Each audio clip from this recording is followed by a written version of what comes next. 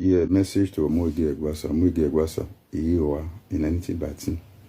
I see the video you did where we do me yapa. What do I go kind of musician where you go na musician collective show you up blog me. You do the instrument with 35 million. You do not carry 5 million. You do not carry 5 million. My name is musician. Why so I get all my bon. Why all my bon. Oko wakin. No you come bo oko lele wakin. Ah we no wa jiri. Ana we no wa be na de na kwe.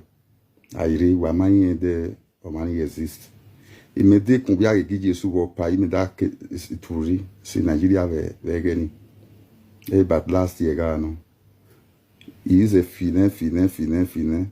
Ga il dit Jésus. O se ba no ke Verona ari wa Italy. O ga we beria.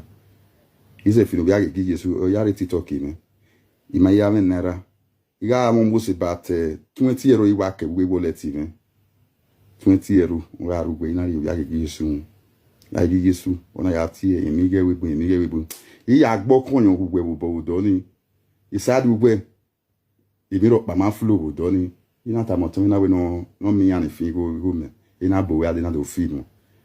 Ne ugwe itie obiana. You people are grateful you might be while I am musician. While a bon Allah what diabo seke. My rewe bu ma finya one. Na you go na filokwa. That is something million we have this instrument in. If I say rewe bu na I have 10 million account. In time we go the mam ni rewe bu. Esme isi mana. O di ni bu. Then e man ma say I wo wa. Keke abo se bi on ma. No mu o teme problem we go janu ri abi fi boy we abi ya we you bonema inwe ma we you bona we no gwana Omoregie inwe ma we mu responsibility okay inwe family we I think vian ladian. Let me tell you one thing. Ave legend na ave paye don braye agama ave paye kolisoke ave paye Mick Jagger ave paye ukodo ave paye ogie super sound na vian a die studio na do nyanta. Digo neni viri vene ashipina ibe said he can say 2 million naira.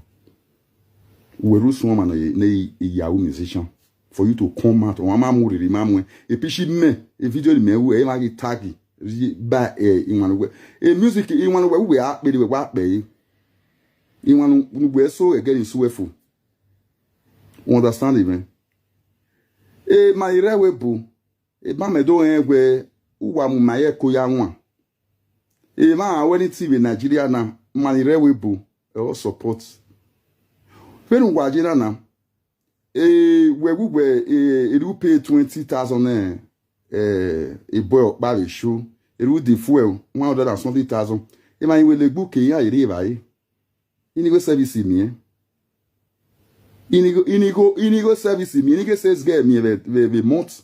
You are a very stupid somebody. Omoregie Eguasa. We respect for you to come out to Ladian. A Starly. Iyonangwa. Otiene. Vena igari winner. Na we is a big one. When I wear ya beti with it. When you lao when he calm down. He calm down. He everything. He yaji. That guy address me in a respectful way.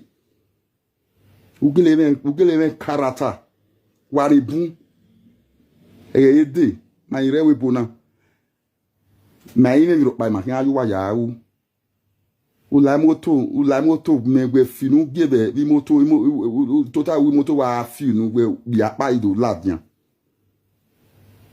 we rime we bi we o mane u sese me kin we webu go ask people concern me, they will tell you ugeleme respect ye at all. You are grateful you might be. I be as so as what I really European. Said why UK with Donny? It's 24 bits why UK with do. Why la European? Why will be why my real European man answer you why?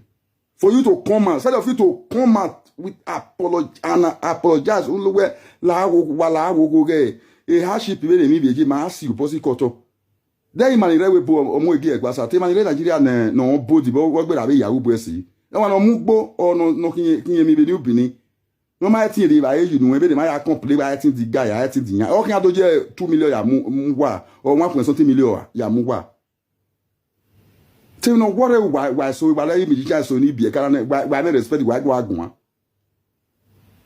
tell no what the video I did, I don't want to insult anybody before. I just want to address people in a respectful way. You comment. The other one, a lot of Davido, Charlie Poppy. Where organize a book, I didn't do it. Those are, oh my God. You local people, Davido, Charlie Poppy. About those star.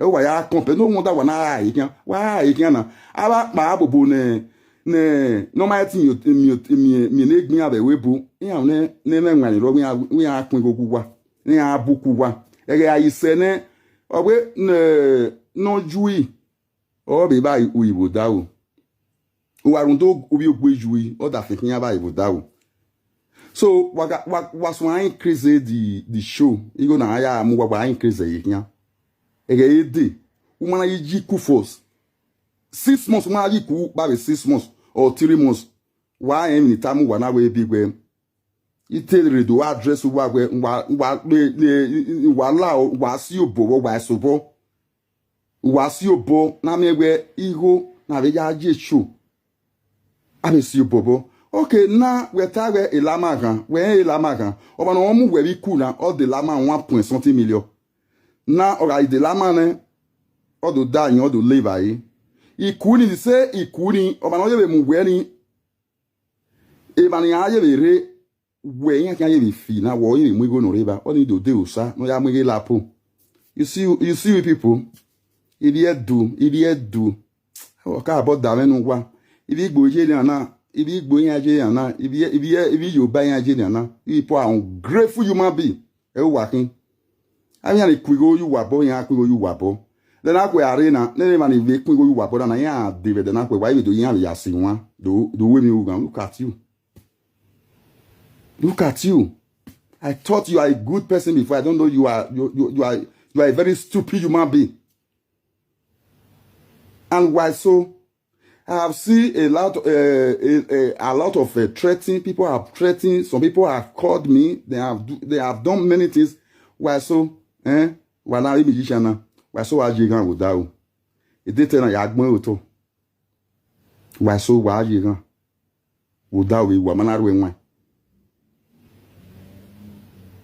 wa jigan wo da o o manu te ma ta be wa gbon na e na bun support ibi we bu wa ma e video ni u e comment wa comment jo wa ma ro bi me wa ma jo ja me so ba no fin agbowa no gwa le be eni yita o mi be no gwa lo mo o mi omo no gwa lo desi o mi o desi on me no gwa lo kwesi o mi kwesi iri wa imi kwezo be gbe wa imi ko lo ba be gbe eni ke mi ya fe wa ya ri boji e ma ya fe ni iri si wa na temu wa wan le gbu wa de re na abira bi je wa be wu yubo gi be wa na ihe be la den agbe ihe tele o maybe we ma mo so tin here we marriage you or yan be iri yan ijin you see how do you see all those junior musicians you see what they are costing but they ni are costing ya but they ya uke gun akere wa re TikTok be wa la page me wa de ke na fi na obi okan na no yi ti in go man ladian opiapa ladian me Omoregie Eguasa megbe ti opiapa na ba do en wo ma gbon shame on you man wo ma gbon share this video and let this video get to Omoregie Eguasa. I'm the central one of Shege Nation ya no mo central na gbon kan ni now igbe o mu